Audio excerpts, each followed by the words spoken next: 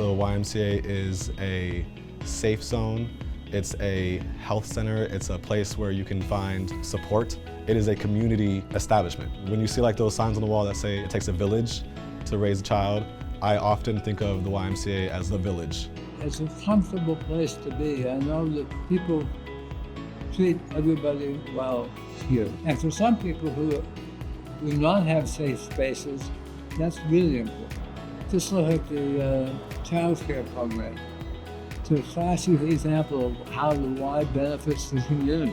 It's a place that allows for a training ground. The community can come together and they provide support for each other because everyone is accepted.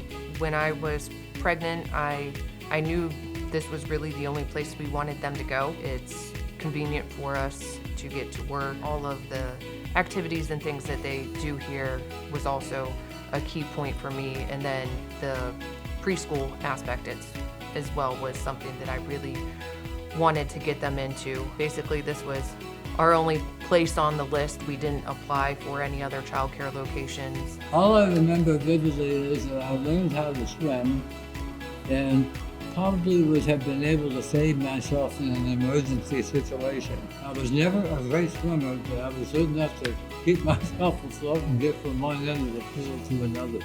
I remember vividly because we didn't wear bathing suits. That was also true at Camp Sherman. Camp Sherman was very important to me. I started going there when I was 8 years old, and that was the first year we were allowed to go there.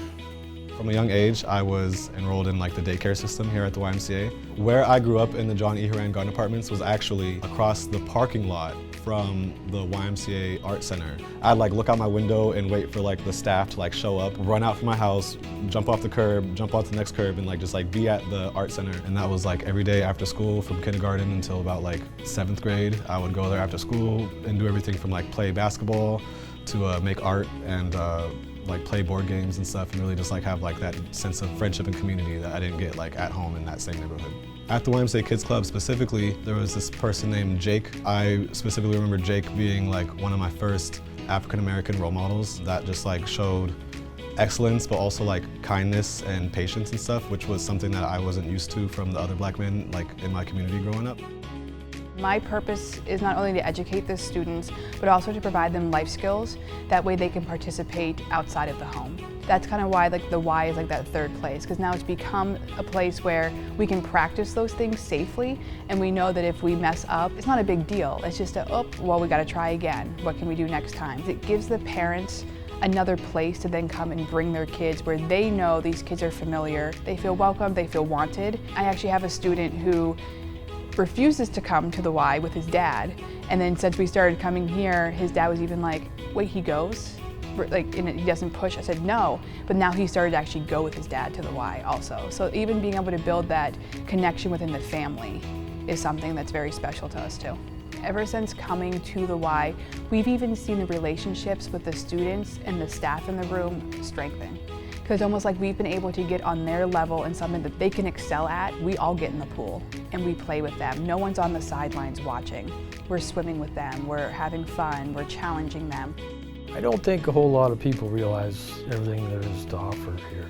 And I would encourage, any of my peers at work or families in similar situations to stop by and check it out. If your kids are older, there's the other programs to get involved with, and there's childcare options for people who just want to come here for an hour or two. They can drop their kids off and get an exercise in. I see a lot at work where families that aren't here at the Y, they try and piece their kids' summers together, like, oh, I'm gonna put them in this camp for a week and then this camp for a week, and it's a lot of stress on the families. Where here, you drop off at the same time every day, you pick up at the same time, and all the activities they do are just outstanding. With the skills that I've learned here and with my own personal time like working on those skills and challenging myself further, I'm happy to say that now like I'm a certified teaching artist in the state of Pennsylvania. I've done a few extensive works like throughout the city. I wouldn't be where I'm at now without the incubation of like the YMCA and like in my younger formative years and stuff.